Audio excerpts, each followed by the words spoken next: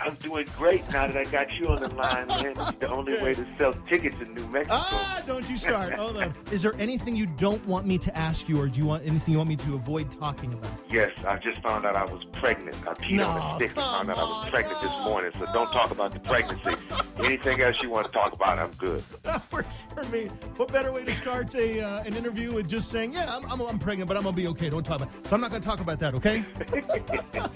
Arsenio, you come a long way, man, since Cleveland, Ohio. Yeah, man, I was a 12-year-old magician in Cleveland at a convention with Penn Jillette and had no idea that one day I'd meet him again and I'd be a comedian and we'd be on Celebrity Apprentice with a host who one day would become president. I have come a long way. Life is very interesting and perfect for comedy. Oh, you nailed it right on there, huh? Yeah, that's my life in a nutshell. By the way, how could I not call you and talk to you? I live in Malibu. You should be my mayor. You know, you should be here, dog. Why ain't you here? You are too Chaz nice. Malibu. That's the hippest name in show business. You're too nice. It's that or a good porn name, right? That's what I've been told several times. Well, yeah, it's a good porn name if you are built for that kind of business.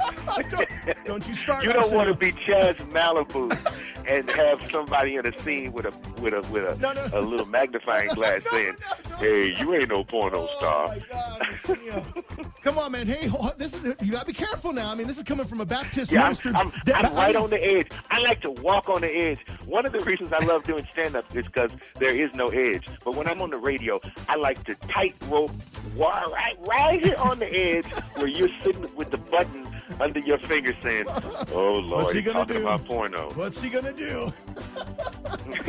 I was going to tell you, you got to be careful now. Now, what's funny is we've seen you in so many great movies, and of course your television show that we all watched when it came out, and you were the new late night king as far as I was concerned with everything you did. But to see you perform, and one of my favorites obviously is Coming to America, and you did this whole Baptist minister thing. So did you learn that from your dad or what? Absolutely, man. When I decided to put that character together, sometimes, everybody does it differently. I usually try to combine little personas and little elements of different preachers that I've seen, like if I'm putting a preacher together. Mm-hmm. So I combined my dad with a preacher I saw in Chicago once, and he preached for 2 hours on the word joy. Oh, wow. He just took the word joy, and I got joy in my soul. And he preached, and I was like, I'm going to bite his style and combine it with a little bit of my dad. And here's something else, Chaz. Uh-huh. We had decided, I shouldn't say we, because it's really an Eddie Murphy film. Eddie Murphy had decided he was never going to do a sequel because he loved Coming to America, and he didn't want some kind of sequel done that bastardized it just for the money. Right. And he recently took a meeting with Paramount, and they told him, they said, look, if you have a favorite writer, I'd love to do Coming to America, the sequel, and you choose the writer. So Eddie chose a guy named Kenya Barris, who penned Blackish for ABC and Girls Trip for Tiffany Haddish and Queen Latifah. And we are actually about to mount up and do a sequel to Coming to America. We can do number 2, Chaz. So you guys are going to replay your original characters? Yeah, we're going to replay original characters, and I saw something in one of the latest drafts where Eddie's created a couple new things, and it's exciting because, he had always said he didn't want to do a sequel, and I told him, I'm glad you finally made up your mind because we're getting old. We're going to be able to do the barbers without makeup, So I'm glad he finally came on with it. But it'll be cheaper. The budget will be cheaper. We old now. We don't have to have old makeup. So how is the friendship with Eddie? You guys still pretty tight? Yeah, we're cool, man. I'm probably the first person he calls for the baby? when his woman is pregnant.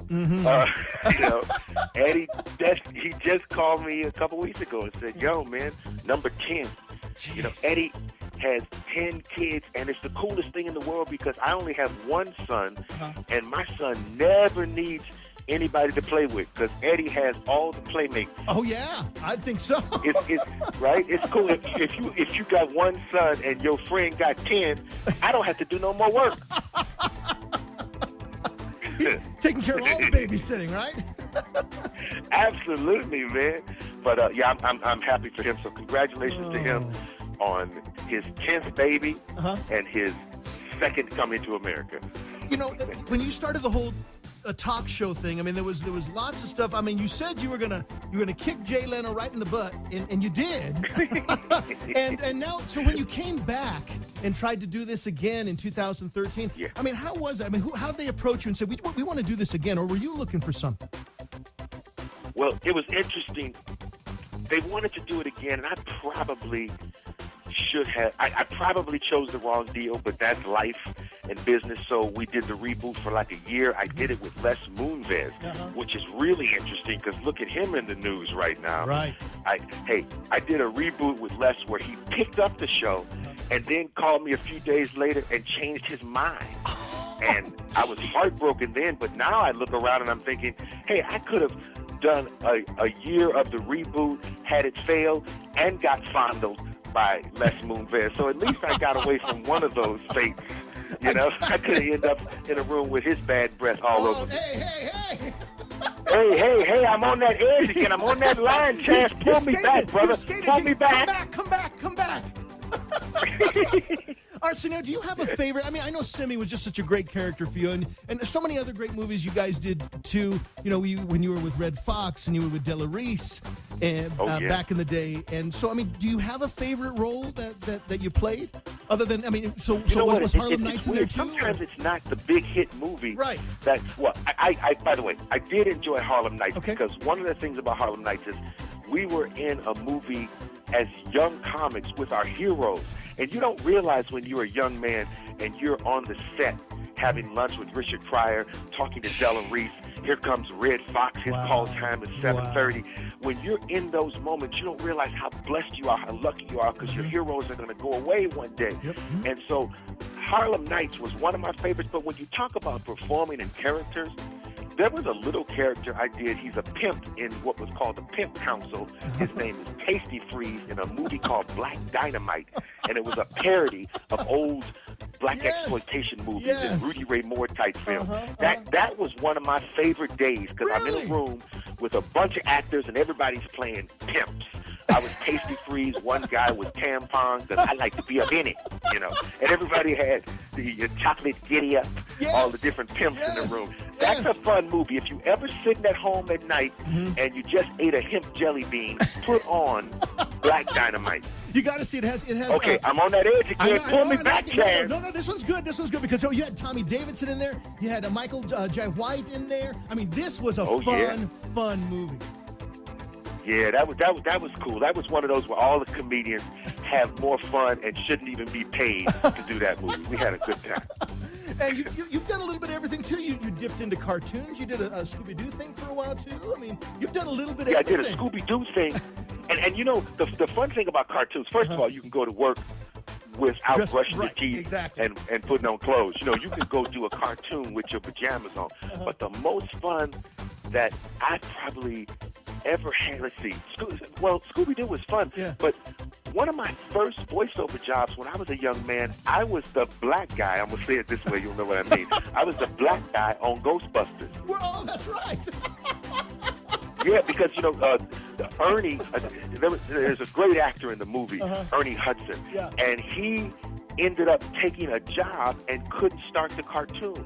I started it, and a young comic who really needed money, they let me finish it. And so that's my connection to Ernie and Ghostbusters. That was a lot of fun, because that's something that even when my son was little, he would watch cassettes of Daddy on Ghostbusters. That was a lot of fun. It's been an incredible ride, and I'm still riding, dog. When you come see me now, you'll hear what I'm going through in my life now and what it's all about being a former Celebrity Apprentice winner and not getting along with Trump. Right, and, I'm going to talk about everything. Now, is it great to get back out in the roots where you started with stand-up? I mean, is it great just to see other old friends hit the old clubs and hit some new ones, too? Is it just great to be able to share with what's going on in the world? Yeah, all that you just said and the cathartic freedom that comes from doing stand-up. Right. I got away from it for a while and forgot how much I needed it. Stand-up, is like therapy for the comedian, because you can read teleprompters on different shows, Right. and you can read the writing of others, but nothing is as cathartic and fun Right. as talking about your life and talking about the world through your eyes. Yeah. I mean, I'm in a town where there was a time you would go to a Grammy party, or you would go to a pre-Emmy party, and you'd see some rapper beat up another rapper. We're living in times where I woke up and read the paper. Tom Arnold beat up Mark Burnett, snatched his chain, and Roma Downey, the Christian wife of Mark Burnett, called police. Right. It's a new day, man. It ain't Tupac. It ain't Tupac. It's Roma Downey moving Jr. furniture, dog. You're on the edge again. You're on the edge again. Yeah. Oh. Let me go back. Go back. Hit back. Jesus, keep me near the cross. Arsenio, we're so looking forward for you to be here this weekend performing at Buffalo Thunder. I know tickets are still available. I know we want to get people to go see you. I know you want to have a great time here in New Mexico. So I got a pair of tickets I want to give away. Can you? I'll tell you what. Give me I'll take either caller number 9, 8, or 5. Which one do you want me to take? Take caller 9 for the tickets, but take caller 5 for the tickets. Arsenio Hall, I can't believe it. I'm talking to Arsenio Hall. Arsenio, you have a great time while you're here in New Mexico. Thank you for sharing a little bit of what's going on. I'm really going to look forward if this whole thing goes through with a Coming to America sequel. I'm excited for it, and anytime we can get you on television or anything, you keep doing your thing, Arsenio. You are rolling, and you are rolling hard, bud. I appreciate it, dog. The mayor of Malibu and one of my favorite Albuquerque morning radio hosts. This is Chaz Malibu.